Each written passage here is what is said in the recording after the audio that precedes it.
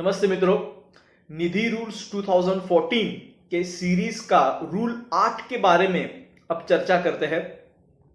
Rule 8 जो है वो मेंबरशिप के बारे में उसमें प्रावधान है, मतलब कौन व्यक्ति मेंबर बन सकता है और उसके क्या प्रावधान रहेंगे, ये रूल 8 में दिया है।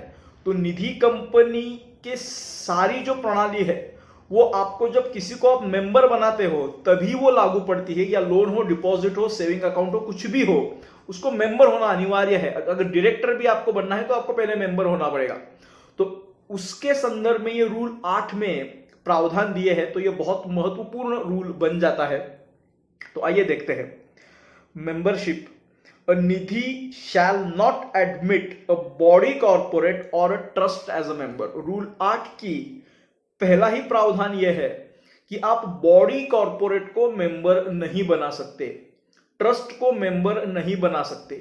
इसका सरल रूप से अर्थ यह निकलता है, बॉडी कॉर्पोरेट मतलब प्राइवेट लिमिटेड कंपनी, पब्लिक, कोई भी पब्लिक कंपनी, कोई भी प्राइवेट कंपनी, कोई भी लिमिटेड लायबिलिटी पार्टनरशिप, कोई भी partnership, whether it is a registered और अनरजिस्टर्ड, कोई भी ट्रस्ट या अन्य कोई बॉडी कॉर्पोरेट की व्याख्या में अगर आता है, इसके अलावा उसको आप मेंबर नहीं बना सकते। अब उसको आप मेंबर नहीं बना सकते तो ना ही आप उसको लोन दे सकते हो, ना ही उनसे डिपॉजिट रखवा सकते हो। तो ये बहुत और क्वेरीज आती है कि क्या हमारी एक कंपनी है, उनको हम लोन दे सकते हो क्या? तो नहीं दे सकते। इसका कारण वो मेंबर ही नहीं बन सकता। Only individual can be a member of Nidhi company in another terms. इसका दूसरा अर्थ निकाले तो इंडिविजुअल ही मेंबर बन सकता है, इतना सरल है वो। कोई भी ट्रस्ट है वो मेंबर नहीं बन सकता। हमारी एक सेक्शन 8 कंपनी है, हम उसको लोन देना चाहते हैं निधि के थ्रू, तो वो नहीं हो सकता क्योंकि वो मेंबर नहीं बन सकते। तो ये एकदम स्पष्ट निधि रूल में दिया है, इसका वायोलेशन आप कभी भी मत करिए। प्रोवाइजो 2 है, except as otherwise permitted under this rule every Nidhi shall ensure that its membership is not reduced to less than 200 members at any time. ये एनी टाइम जो लास्ट दो शब्द है वो बहुत महत्वपूर्ण है। हमने इसके पहले के रूल में देखा है कि पहले साल के भीतर उनको 200 निधि को 200 मेंबर करने हैं। तो इसका और यहां पे बताया है कि निधि के मेंबरशिप 200 से कभी भी कम नहीं हो सकती इसके पूरे लाइफ स्पैन में। तो निधि कंपनी के लिए सिर्फ पहला ही साल ऐसा है कि जहां वो 200 से कम मेंबर में बिजनेस चला सकते हैं। उसके बाद उनको 200 मेंबर क्रॉस करने ही होंगे। जो भी फॉर्म NDH 3 है वो भरना ही होगा, NDH 1 है जो भरना ही होगा, और उसके बाद कभी भी वो नीचे नहीं आ सकती मेंबरशिप। मतलब एक बार हमने 200 कर लिया, अब वो 60-70 रह गए, वैसा नहीं चलेगा। आपको 200 उसको आगे बढ़ाना है। तो ये रूल्स की भी रिक्वायरमेंट है, और आपकी निधि सक्सेसफुल हो उसकी भी आवश्यकता है कि 200 से आपको कभी भी मेंबर कम नहीं लाने हैं।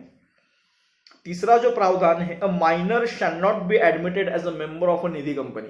माइनर का मतलब यह है कि वो 18 साल से जिनकी कम उम्र है, तो 18 साल से कम उम्र है वो निधि कंपनी में मेंबर नहीं बन सकता। लेकिन इस क्लॉज को एक्सेप्शन है, provided that deposits may be accepted in the name of minor if they are made by natural or legal guardian who is a member of a Nidhi. एक बच्चा है, मतलब एक 16 साल का एक लड़का है, उसके दादाजी चाहते हैं कि मैं इसके नाम पे कुछ निधि में एक 5 लाख रुपए का डिपॉजिट रखूं, तो क्या वो रख सकते हैं? अब इस प्रावधान रूल 8 सब प्रोवाइजो 3 के हिसाब से माइनर मेंबर नहीं बन सकता। तो माइनर अपने नाम पे तो नहीं रखेगा क्योंकि वो मेंबर ही नहीं बन सकता। लेकिन अगर वो दादाजी उस निधि कंपनी के मेंबर है और वो चाहते हैं और वो लीगल गार्डियन है उस लड़के के, तो वो उसके नाम पे डिपॉजिट रख सकते हैं। तो ये उसमें हो सकता है, लेकिन लोन नहीं लिया जा सकता। यहां पे सिर्फ डिपॉजिट अलाउड किया है, वो भी अगर आप लीगल गार्डियन हो तो, और आपको निधि के मेंबर हो तो यही मेंबरशिप का जो ये रूल 8 है वो इतना ही है। इसकी पहली जो लाइन है वो बहुत महत्वपूर्ण है, नॉट एडमिटेड, मेंबर नहीं बन सकता बॉडी इनकॉर्पोरेट और ट्रस्ट। तो स्पष्ट कर दिया है कि कौन मेंबर बनेगा, स्पष्ट कर दिया है कि किसको लोन देना है, किसको डिपॉजिट्स देना है। तो इसमें सारी बातें आ जाती है आपको मेंबरशिप के रिलेटेड। कोई भी अगर आपको इसके संदर्भ में अभी भी क्वेरी है तो अवश्य कमेंट करिए, हम अवश्य उसका जवाब देंगे। Thank you.